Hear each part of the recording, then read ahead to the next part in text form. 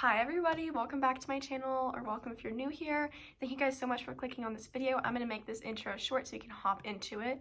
Today is the 2021 bullet journal setup video.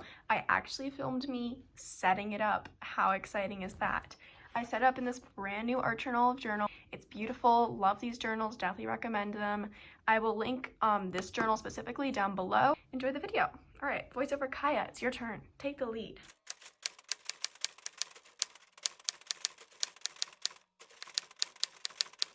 Alrighty, it has been a while since I have spoken to you guys in voiceover format, but I thought that since 2021 is coming, and wow, that's crazy, I would do a formal plan with me video and setting up my there's only three spreads that I have for 2021. And yeah, so the backstory behind this font. I was really struggling to choose a font. Like, I had a general idea. I know it sounds like it's not a big deal, but to me it is a big deal for some reason what font I use to set up 2021 in my new bullet journal, because I'm going to be looking at it for the rest of the year, or this upcoming year, so it's kind of important. But it took me a while to figure out the font. I knew what style I wanted, and my dad actually had this big giant graphic design book PDF version. It literally has 361 pages. So I scrolled through there for a while, and I'll pop up the screenshot of the text that I ended up going with, the kind of font or whatever that I found in there, and it was such a cool book. I definitely recommend checking out a graphic design book if you're interested in that type of stuff, because it was really cool. But I ended up choosing this super nice minimalistic but also traditional elegant font, you could say, and I spent time before this video. Obviously I did not freehand this. I did freehand it, but I didn't freehand it with pen right away.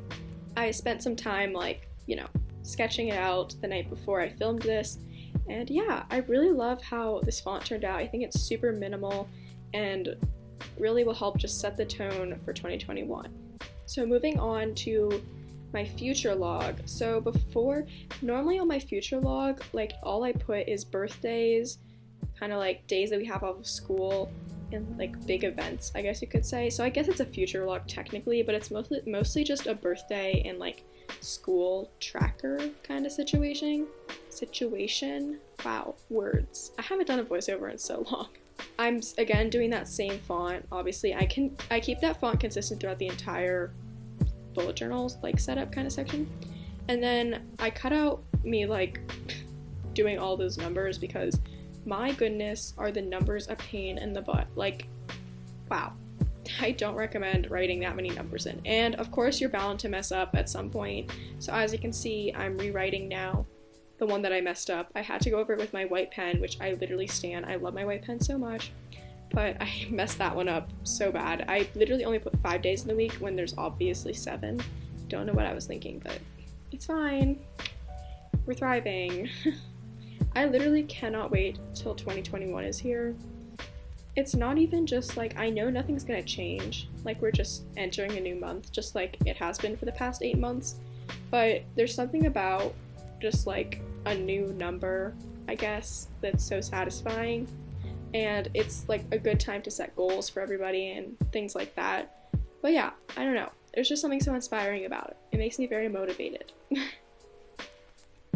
So as you can see, I'm using a very minimal kind of cursive-y font to write out the months.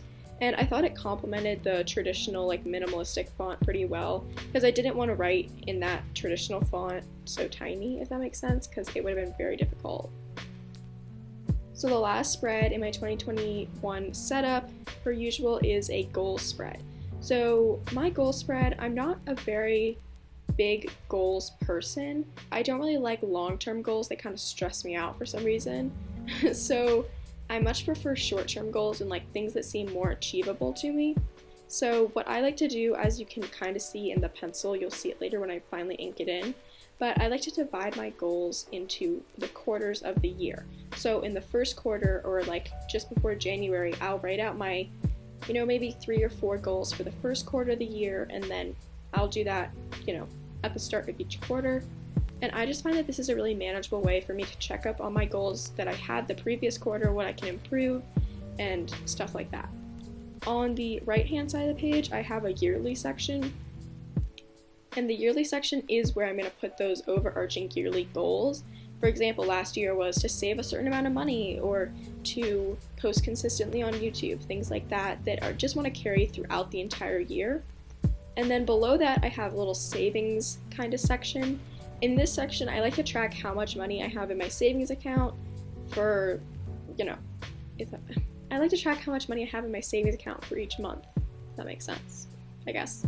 So I write out the month and then how much money is in there at the end of it, just to kind of keep track of if I'm consistently putting money in there. And it's just a good little budgeting kind of thing. But I don't really need much budgeting, but that's all I do for it. So once again, I use that same font, obviously, and those are the matching numbers for it. There was like a whole section of numbers in that font in the graphic design book. So I, used those, obviously. And I will say, my hand was literally cramping so bad by the end of this. Like, for some reason, the pen that I'm using right now, like that Micron, wow, it was hurting my hand so bad, but it's okay, we're fine. And also, I will link the, there's not links to them, but I will list the pens that I'm using down below. I really love these pens. They're the best things ever. Anyways, alright, I'm gonna leave you guys now, and I hope you guys enjoy this relaxing flip through.